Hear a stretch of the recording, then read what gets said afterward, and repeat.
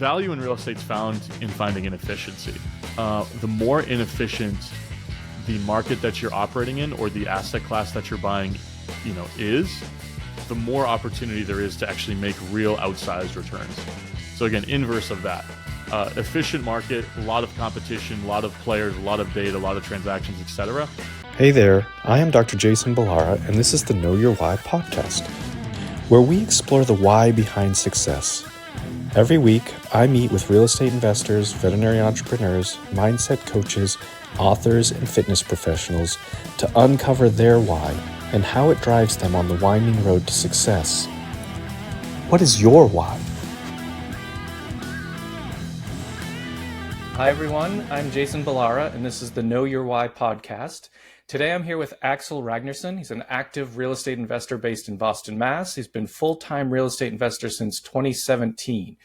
Axel, like I said, I'd like to let you tell your story. So I'll start with just saying thank you. Thanks for coming on the show today. We already sort of talked about, kind of where we grew up, similar areas, went to the same college, so that's pretty cool. I'm excited to hear about, more about your story and share it with the audience. So thanks for being here today. Absolutely. No, I appreciate the invite. It's funny, right? Small world. Right. Not many people have spent time in New Hampshire, let alone years in New Hampshire, right? So I think we'll have a great conversation here. But in terms of, my backstory, so speaking of New Hampshire, grew up in the state of New Hampshire, southern New Hampshire, went to school at UNH.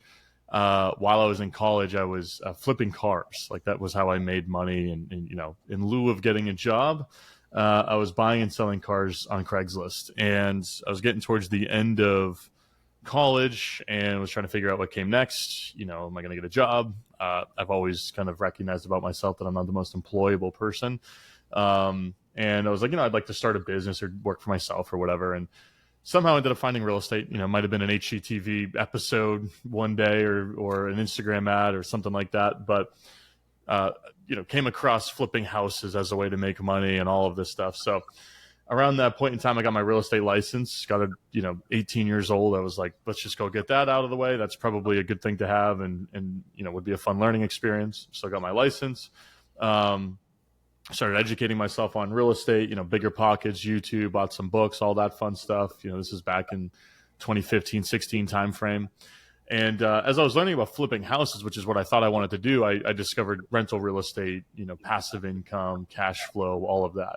And I said, that sounds like a bit of a better trade, right? You do the work to find a good deal and then it pays you into the future versus you making kind of that one check. So that's really where I ended up spending a lot of my time. And my foray into the business was buying small multifamily properties, starting in 2016, buying a lot of 2 to 4, 2 to 5 unit small multis. Every once in a while, buying something that was 5, 6 units that was technically a commercial multifamily.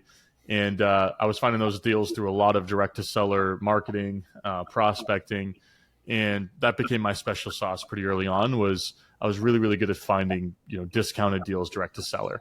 So from 2016 to 2020, basically just grew a portfolio of properties that I personally owned using the BRRRR model there.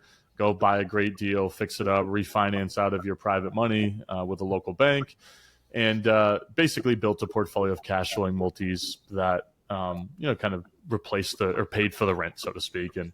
And allowed me to take a step back and say, well, what now? Do you want to build a real business around this? Do you want to just keep investing personally? Do you want to raise money? Do you want to go into other markets? And right around COVID, 2020, 2021, realized that hey, I want to actually build a real business around this. And in order to do so, I need to start raising money, right? I'm buying these great deals and pulling all my money out in 6 to 12 months, but there's still a cap to the amount of deals that you can do. I mean, real estate's a capital intensive business. So I had never worked with any partners, never raised money, but just started raising small amounts of money, kind of close folks in the network, some family members, some personal, some friends, just like 50K here, 50K there, to get a feel for working with investors and partners.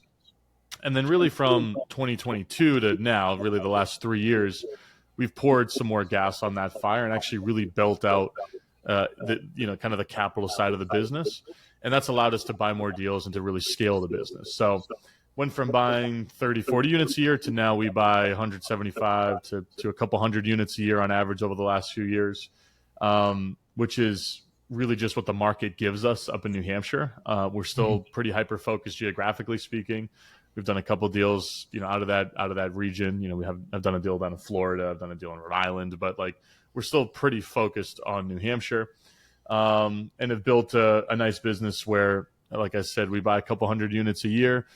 We raise $10 to $15 million in investor equity a year to do so. And along the way, we've built out a property management company as well that's headquartered in New Hampshire, where we manage everything in-house, as well as do some third party. And that pretty much brings us to where we are today.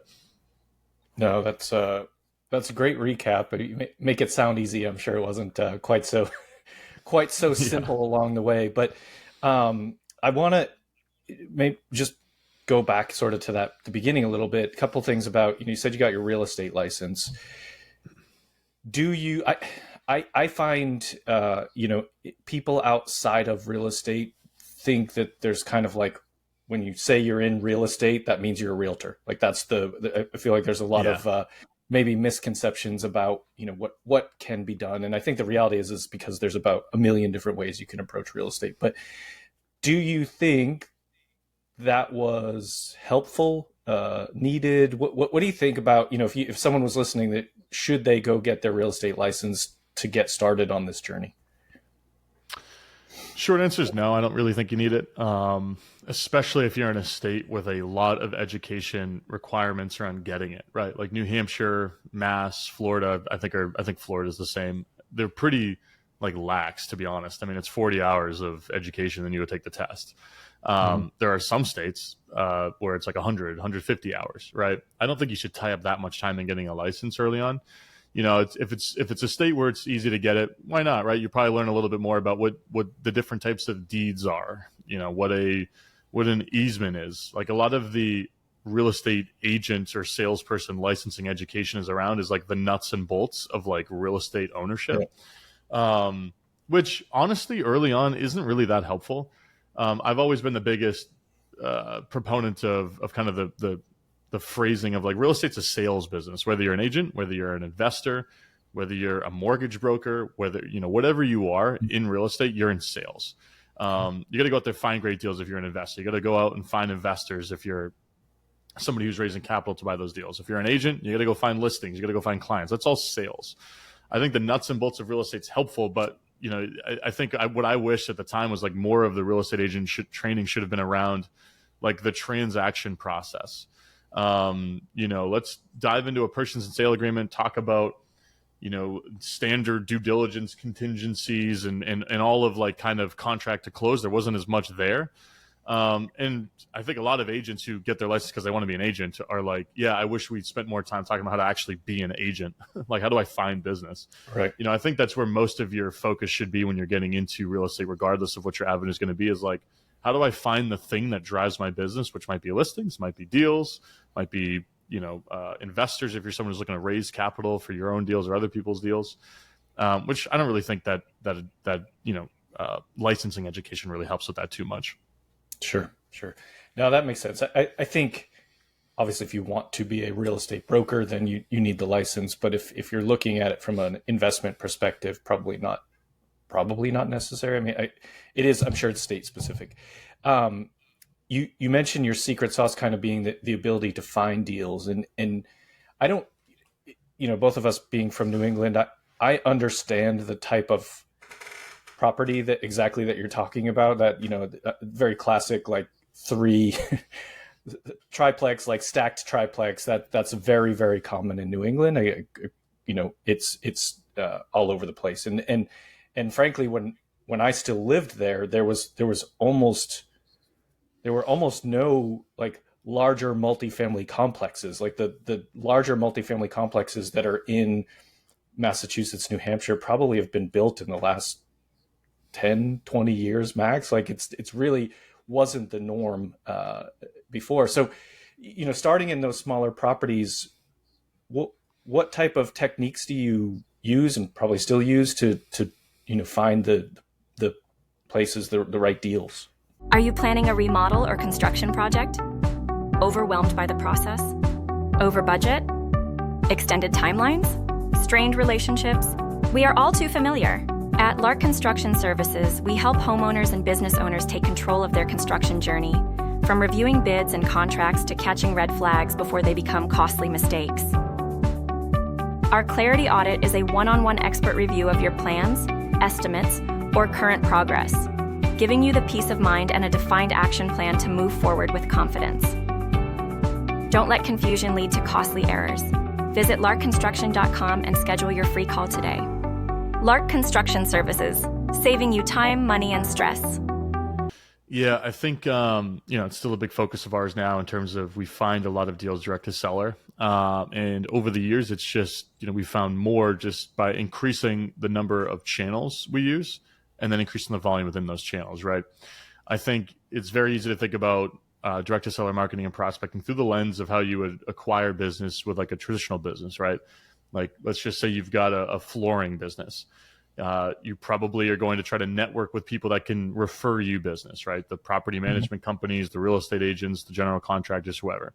If you want to go out there and market for business, maybe you're doing some Google ads. Maybe you're doing direct mail or something like that to homeowners. Maybe you're throwing a billboard up, you know what I mean? And when we think about all the different channels available to a regular business, I think it's similar to how we think about it in the direct to seller real estate world. So how can you actually go out there and find deals? You can cold call owners, you can cold email owners, you can send direct mail, you can do online ads, you can do the bandit signs or throw up, pay for billboards, what have you.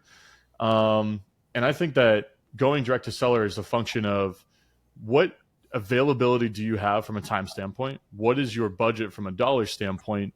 And what is the volume that you're looking to do? And the answers to those questions, I should say, drive where you should spend your time and dollars, I should say. So for us, or for me personally, early on, I had a lot of time, didn't have a lot of money, right? So it was a lot of cold emailing owners. And that was kind of the channel I picked. I had a list of 500-600 properties that I wanted to pursue. Skip traced it, got the owner's name, got their email address, just sent them an email. Hey, this is who I am. I noticed that you own this property. We're looking to buy those. Would like to make you an offer. Is that of interest? And that was how I started having conversations early on with sellers. As the business grew and became more mature, we started adding more channels to what we were doing. Then we started sending direct mail, right? Because that's an expense, that's a cost that you have to carry for a long period of time if you're going to do it right. You have to send multiple rounds of direct mail before you actually should, before you really see results. Yeah. So started sending direct mail to that list as well as emailing them. Did that for a while. Then, if we fast forward even farther, I brought on a full-time acquisitions guy who cold calls as well as takes our inbound calls from our mail. He's now calling while we're doing these other things, right? And now we're driving more and more leads to the business from a seller standpoint. And then if you want to pour gas on top of the channels that you're already thoroughly focused on, then you just expand the size of your list. And by that, maybe you start marketing to more properties in your geographical area, or maybe you expand the region of which you're marketing and prospecting, right? Maybe if you're in this one city, you go to that one city in another city, or this county in another county. So for us over the years, it's been go all the way on one channel and exhaust it. Then we add another channel. And then after we've exhausted that and we don't have any more channels to potentially add, then we expand the scope of what we're marketing to. And just doing that, blended with patience and great follow-up, I think is what drives a lot of our results in the direct-to-seller side. Yeah, thank you for that breakdown. I think that makes a ton of sense. And I mean, in a nutshell, it's just something you really got to work at, right? And it sounds like, at the beginning you were doing that yourself and then brought in someone to help. And ultimately it's just kind of putting in the reps. I think that I think a lot of people know who Alex Hormozi is, but that's one of the sort of constant messages I get from his content and his books and things like that. And it's like, oh, I feel like I'm doing a lot. He's like, do 10 times that, and then you'll have the results that you want to have. And I think that's probably a very applicable to this, sort of direct to seller type of marketing where you, as you said, add channels, add geographic area, add people to help do more, that kind of thing. That's the way to really be effective in that space. When people talk about, in general, they're like, what are the great markets to invest in? They don't say New Hampshire. They don't say Boston. They don't, New England doesn't tend to be on the list, at least from a social media standpoint. However, I've seen a lot of reports in terms of rent growth, especially over this last year. We've been through and still in some hard times in the real estate market, but New Hampshire and Boston are consistently on the lists of highest rent growth, at least recently. Talk a little bit about, what you like about the area, what's compelling about people that might want to invest there, and why you have continued to stick with the New Hampshire and Boston. I mean, I love the city of Boston. I just don't like the winter. That's the only reason I don't live there anymore. I just don't want to be cold.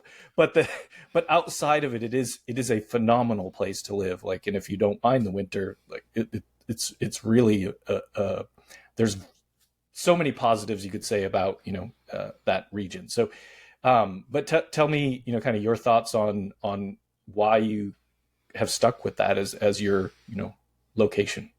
Mm-hmm. Yeah. So what I'll do is I'll talk about like New Hampshire specifically, and then talk about how to think about picking markets, right? Because I think that's probably going to be the most useful for everyone. I think, first of all, New Hampshire, right? Everyone has this perception that everyone's leaving the Northeast. And that was really exacerbated during COVID, right? Where it's like, all right, well, why would I be up here when I can just go move south and I can work remote at my high paying Boston job and I can live in Florida? Totally fair. A lot of people did that, right? And a lot of people are leaving the Northeast. Like the data supports that. States like New York, Connecticut, Rhode Island, Maine, Vermont, Massachusetts, basically everything north of Virginia, also I should say all states north of Virginia have declining populations, except for New Hampshire. So New Hampshire is the only state in the Northeast US that has positive population growth. Some of the reasons why that is, it's a beautiful state. One, it's a great state to live in, fundamentally speaking. It's a state that has no state income tax. It has no sales tax. So cost of living is very competitive. And in comparison to its direct neighbor to the south being Massachusetts, it's a much cheaper place to live. And I think that there's not as big of a discrepancy between living in the greater Boston, Massachusetts area in terms of I'm 30 minutes from Boston versus I'm just going to head another 15 minutes north and get up into New Hampshire, in terms of your quality of life, but you're paying drastically less. And that's only been, again, accelerated by the remote work dynamic. Like a lot of personal friends, just anecdotally, I have my Boston job, but me and my wife or girlfriend are going to go move up to New Hampshire where we're paying far less. And sure, if they call us back into the office, I'm 45 minutes away instead of 20 minutes away. So there's a lot of reasons to like New Hampshire for in terms of looking at it through that lens. As it relates to market selection, I'll kind of talk Northeast versus Southeast versus Sun Belt versus Texas, all that. The reason the Northeast is never really discussed, I think, in broader real estate publications as it relates to good markets to invest in, is because it doesn't have the insane growth metrics, right? Even though New Hampshire has positive population growth, it doesn't have the population growth that Texas or Florida or Tennessee or Arizona has, right? There's way more people moving to those states. And as a result, a lot of capital flow to those states. Those are the states that right now are in the most distress because cap rates got compressed to a level that was simply unsustainable. And there's just sheer volume of competition there that you don't have in the Northeast.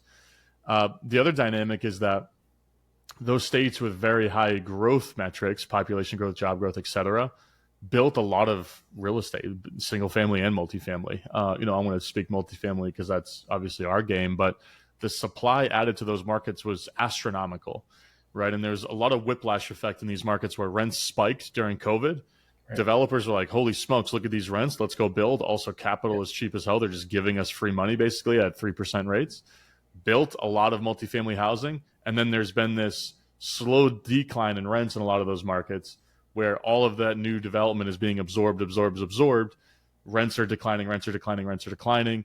People that bought existing multifamily product are now suffering, right? Just broadly speaking. The inverse of that is the Northeast, where sure, we had a good amount of development in New Hampshire relative to what is typically built in the state, but still nothing as it relates to the percentage of the existing housing stock that was built in a lot of these markets like Austin and Houston, in Phoenix, in Tampa, et cetera. Yeah, we built some in New Hampshire because rates were cheap. People, a lot of people have liked New Hampshire as a market more and more over the last 5, 6, 7 years, capital-wise, investor-wise. But again, we didn't build as a percentage of the housing stock that much real estate. So rents have stayed pretty stagnant, haven't declined much. If they have declined, it's only been a few percent. But as a result, the market's remained really strong and occupancy has remained really high. So as a result, again, that's an argument for the Northeast, is that no, we're not going to have that rapid acceleration in values, but we're not going to have those drops, right? At least we haven't during this last cycle here over the last few years. The last thing that I'll mention before I wrap up, value in real estate's found in finding inefficiency. The more inefficient the market that you're operating in or the asset class that you're buying, is, the more opportunity there is to actually make real outsized returns. So again, inverse of that. Efficient market, a lot of competition, a lot of players, a lot of data, a lot of transactions, et cetera. Harder to find that really mispriced deal. Those are the Tampas, the Dallases, the Austins, the Houstons, the Atlantas, all of these markets. Again, you take a deal out, if a deal was taken out in that market in 2021, you'd have 30 guys chasing a 75-unit deal. Same deal in New Hampshire, maybe you got 10, 15 guys chasing it, right? So there's a function of demand here where the more offers that are made, the more data points we have, that deal is a little bit more efficiently traded. We have another data point that makes that market more efficient. And then, the larger cities, that's only going to become, again, an exacerbated dynamic because there's more trades. In a market like New Hampshire, where there's less volume from a transaction standpoint, we go longer periods of time between deals. There's less of these deals that trade that are 50, 7,500 unit deals. It's a little easier to find a mispriced deal, whether you're direct to seller or whether there's a broker attached. So less data equals more inefficiency, which equals more opportunity for those that are really plugged into that market. So for us, we can earn more in that market because we have a deeper base of information. We know the rents better. We know the pricing better. We know the neighborhoods better. And for us, we're trying to find inefficient deals, right? That's why we do the direct seller stuff. That's why we're operating in that market. Like, we want to go buy, the building for $1 million that's worth 1.2 when we close, right? And that's much easier in a market like New Hampshire than a more efficiently traded market, like many of the ones that you find in the Southeast, Southwest, Texas, et cetera. Yeah, that all makes a ton of sense. And I think I know what you're talking about in terms of proximity to Boston, but maybe some of the listeners, it's very easy to get to southern Boston or southern New Hampshire from Boston back and forth. It's really not very far away. It's an hour. Hour like max. University of New Hampshire is. I went to school at University of New Hampshire. We both did for college, and I lived Middleborough, which is almost Cape Cod, and I could get back and forth in like an hour and a half sometimes. So and that's going through Boston. If you live in a big state, if you live in Texas or California or some of these bigger states, you don't maybe recognize, like, New England's actually pretty small. So just so people kind of understand, but that provides the dynamic that you talked about. It's like you can live in Southern California and be a commuter to Boston. That's not unusual at all. Or Southern New Hampshire, sorry, and be a commuter to Boston. And people, the no sales tax thing, people will drive up to New Hampshire to purchase things, and then that live in Massachusetts. So I mean, there's a real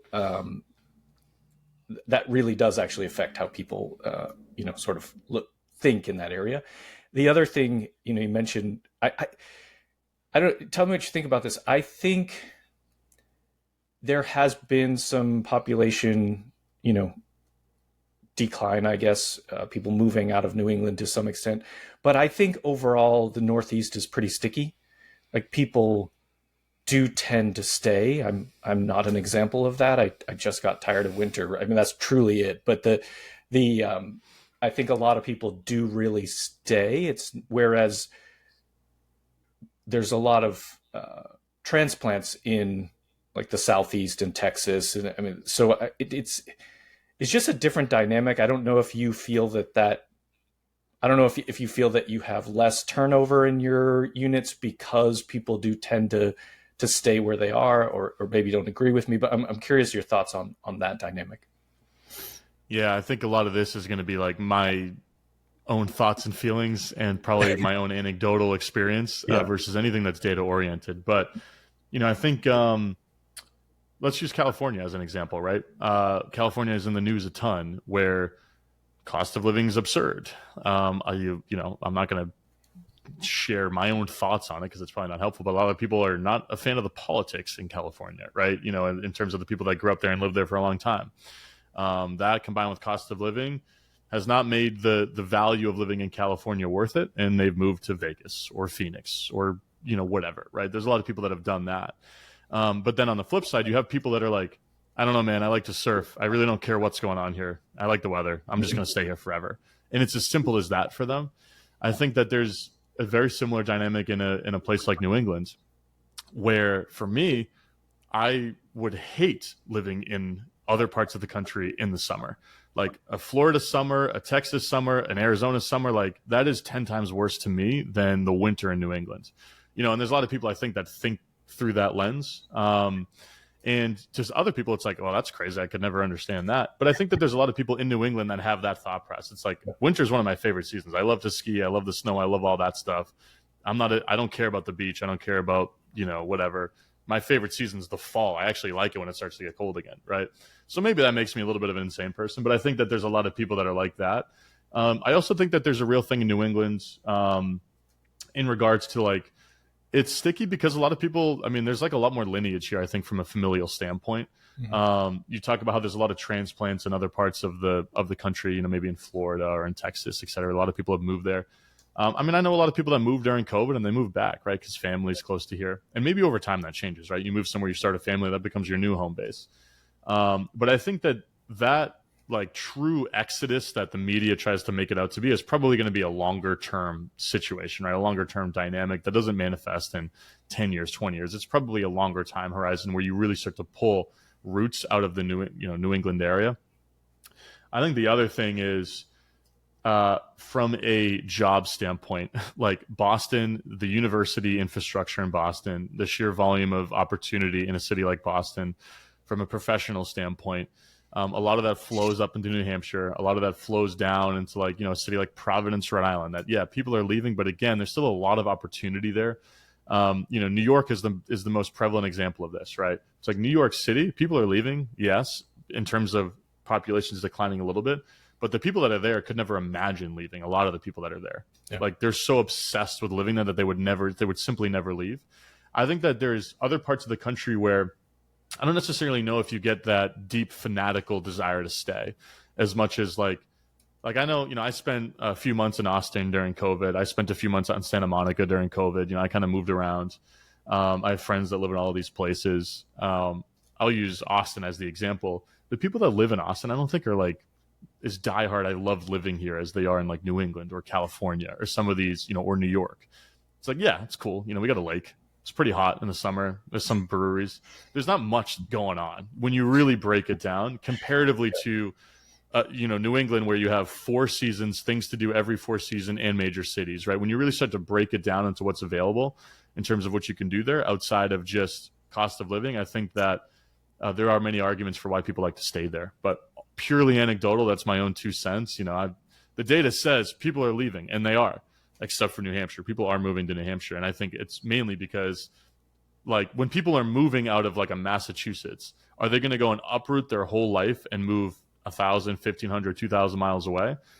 Maybe, but a lot of them are like, I'll just, I'll make a minor move first. Maybe I'll go up to New Hampshire where the cost of living is lower and I can go back and I'm still close to all my, infrastructure, family, friends, job, all that before maybe they move out. Right. And I think that's kind of what New Hampshire specifically as a state has benefited from. Yeah. Yeah, I agree with all of that. I think that it's there is something about some of these places where you just this is just a funny personal example, but so like I live in Los Angeles now, and my mom is older, and I have young kids, and I would like her to be here with us. I keep trying to convince her to move, and it's like she she's the one person in the world I can find that complains about the weather in Southern California. She's like, it's too hot. And I'm like, Mom, it's the same hot in Boston, just there's no humidity here. Like it's not, it's you just don't want to leave, and that's fine. I get that. But like, it's really like it is a very real, feeling of home. I think New England specific, and New York similar. Like it is very much a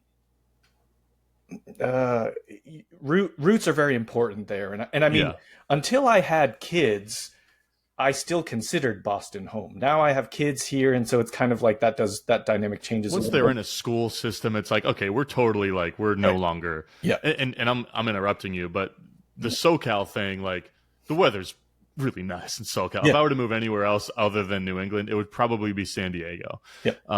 Or, I have a really good friend of mine who lives up in San Francisco. I love, a lot of people hate the weather up there. I kind of like how moderate it is year round. Yeah. I think that like the big whiplash extremes are like Phoenix or Austin or Florida, where like in the summer, you like literally can't go outside. But the other thing that I'll mention too is like, SoCal has like a culture, right? Or California has like a culture. There's a feeling in terms of like when you're walking around, there's a certain type of architecture. There's a certain type of vibe you kind of get, which is vague and amorphous and all that. Like New England, it's the same thing. There's like a lot of rich history and character, and there's a certain type of person that lives there. And when you get out towards the ocean and you have, kind of all of the architecture and real like design, all the feel you get of New England, I think is very specific, as you know. Versus the vast majority of like the Sun Belt, which is very rapidly developed over the last 10, 15 years, where it kind of misses that. Like it's really interesting. Like a Tampa, Florida doesn't have like a feel to it. Right. All the buildings kind of look the same. You kind of have a bunch of people from different places. You don't really have one type of personality there, something like that. And you don't really get a sense of like, in my mind, Tampa is the same as Fort Myers, is the same as, this is the same as that, is the same as this. They all blend together. Nashville is the same as Charlotte, which is the same as Austin, which is a lot of you get your little differences, but like by and large, you don't really have a true feel in terms of what you have when you're living there. New York, you got a real feel, obviously, right? Yeah. LA, you got a feel. New England, maybe less so than those two major areas, but like you still kind of get that sense in terms of the type of person and in like the landscape, what's going on. So that's a bit of an aside, I guess, and I'm telling you stuff but like I think a lot of that contributes to people being a little stickier there.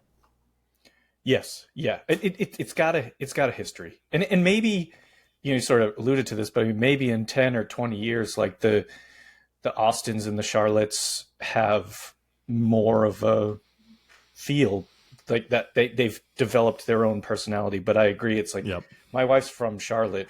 That's where we like, to me, it's just a very, very cookie cutter city. Like it's a nice city, and people have made a lot of money from an investing standpoint in Charlotte because of all the growth, but it's like, it doesn't feel to me. And I think people from Charlotte would hear this and get mad and be like, yeah, of course we do. Like, I also just dragged like 6 cities, so I'll take the brunt of it here. And that's not, I understand. Great cities. Just I understand your point, and we're not trying to, it's more, we're not trying to like bash on other cities. It's more just like, I think trying to portray like why you would feel that investing in New Hampshire and Boston, and it is a different thing. It's like, it's, you can even look at it from a sports fandom's perspective. It's like when we name these cities and you think about, the cities that have a culture and a real feel to them, most of them have a pretty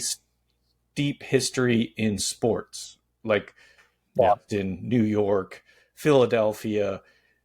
Like Austin doesn't have a sports anything. Like they don't have anything. Literally, yeah. And it's like, so I don't think sports create that, but I do think it's a part of that culture. Anyway, we've digressed a little bit, but I think the point is, I understand why you invest where you do, and kind of that focus. I think hopefully some of this helped the listener understand as well. You mentioned kind of the growth in the number of units you're purchasing per year. Has that been size of acquisition, or has that been volume? Like, are you still getting, 3 to 5 units at a time? You're just doing 50 of them, or are you doing bigger properties at this point? It's a great question. We've tried to actively increase the average units per deal that we buy. Like, that is a goal that we set internally that we try to achieve. It's much easier to buy 5 20-unit buildings than 10 10-unit buildings, right? I mean, that takes less effort, less work. And that's what we've tried to build our business around, and here I go, bringing up New Hampshire again. The inventory available on a market like New Hampshire, and there's a lot around the country like this, it's mainly smaller buildings that comprise the housing stock, right? The vast majority of the housing stock are these 2 to 10-unit old buildings. So we would like to just do bigger deals, right? We'd love to only do 20 plus, 30 plus unit deals. That gets us to 4 or 5 million plus in purchase price, over $1 million in equity to buy them, and we start to get some scale there. But there's just not that many deals to pursue that are like that, right? Maybe we could buy a few of them a year, but that's it. So for us, we really aggressively pursue those larger ones, but we still look at smaller ones, right? And a lot of our direct-to-seller marketing just uncovers them accidentally, where a recipient of one of our mail pieces who owns a 20-unit building has a 5-unit that he's interested in selling more than the 20. Are we not going to buy it? I guess if we really wanted to narrow our focus, we wouldn't.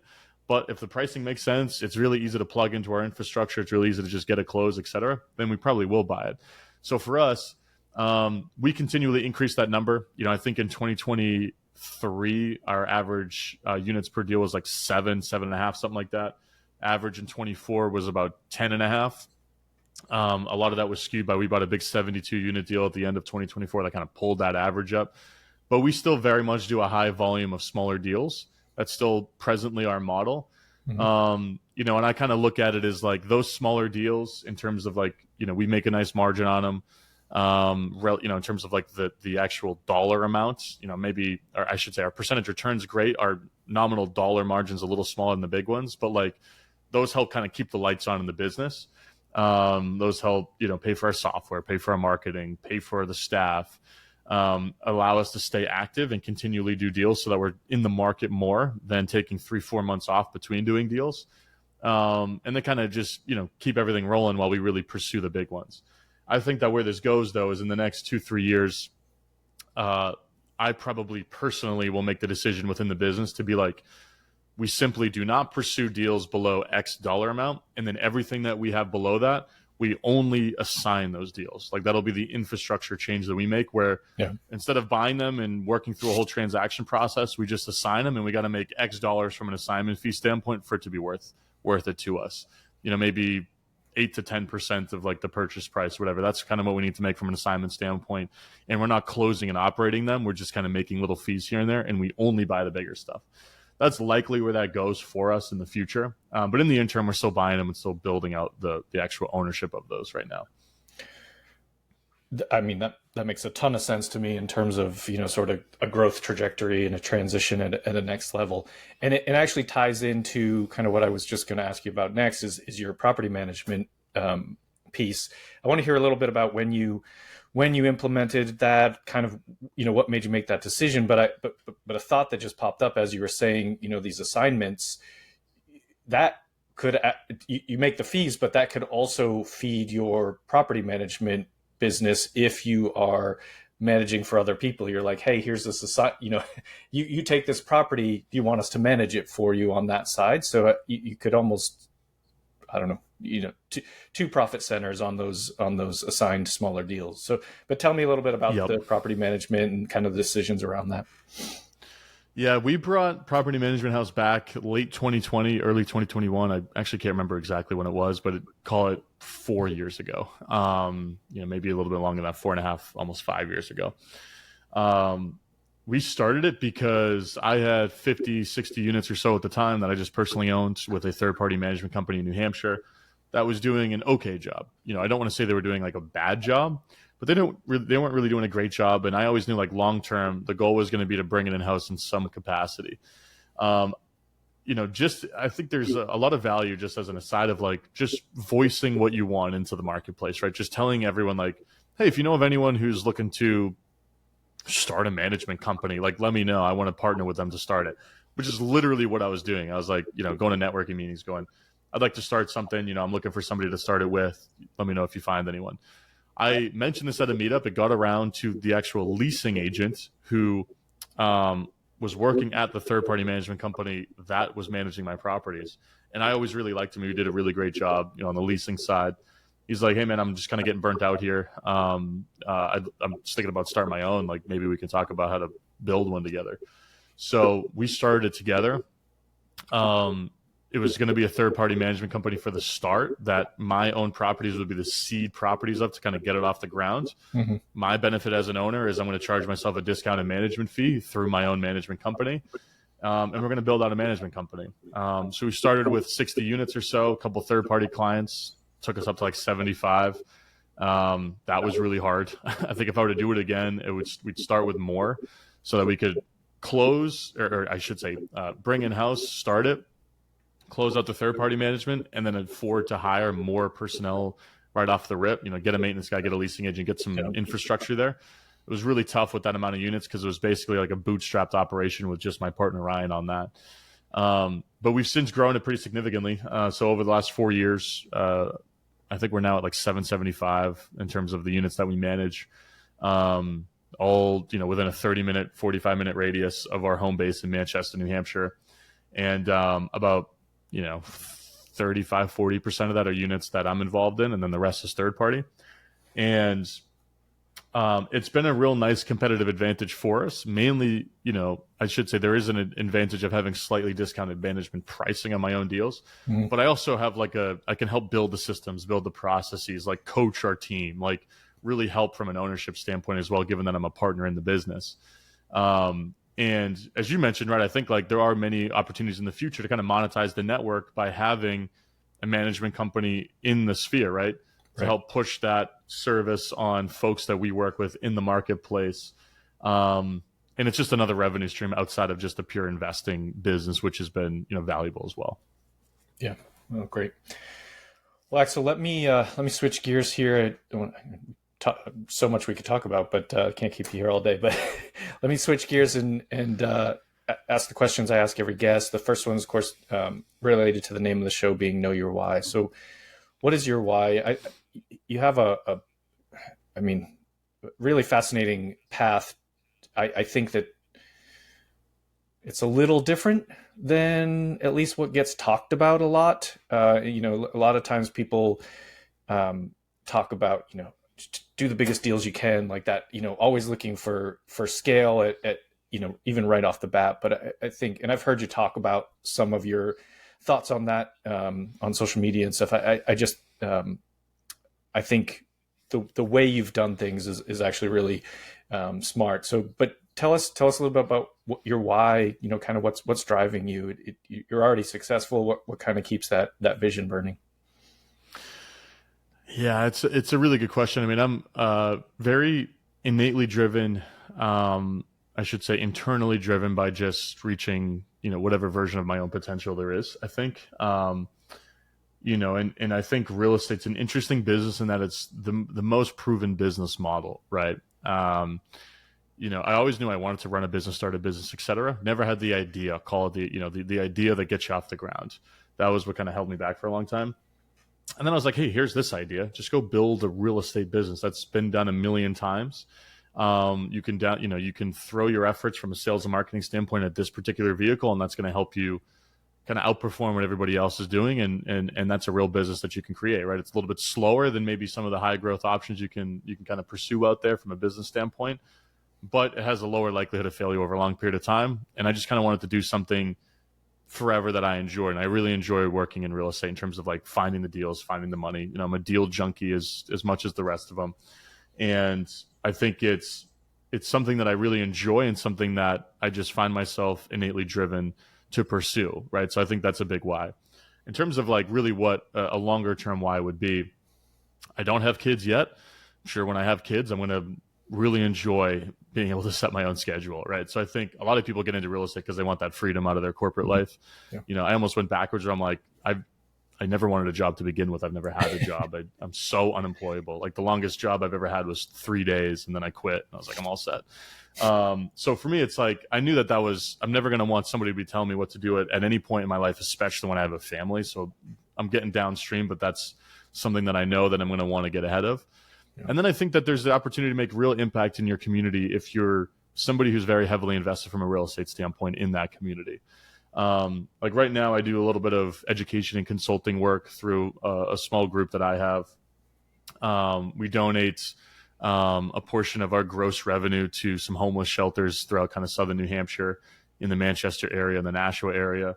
I'd like to scale that, and increase that over, the next number of years, and really maybe incorporate that into the core real estate business a little bit more.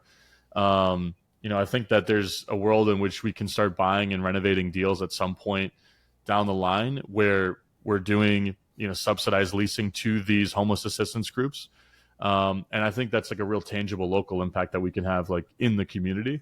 I think specifically a city like Manchester, which me growing up in New Hampshire, spending 1994 to 2016 within 20 minutes of Manchester, New Hampshire, like it was a city, and I'm just using Manchester, it's the largest city in New Hampshire, city that had a really bad reputation, a lot of drug abuse, a lot of homelessness, a lot of crime. Over the years, I think it's actually been getting better. I think it's been a lot of Manchester's been cleaned up. I think it's a function of a number of different things. I think it's good leadership. I think it's a lot of outside investment from out of state in terms of development, in terms of just businesses flowing their jobs, flowing their capital, flowing there from a real estate investing standpoint.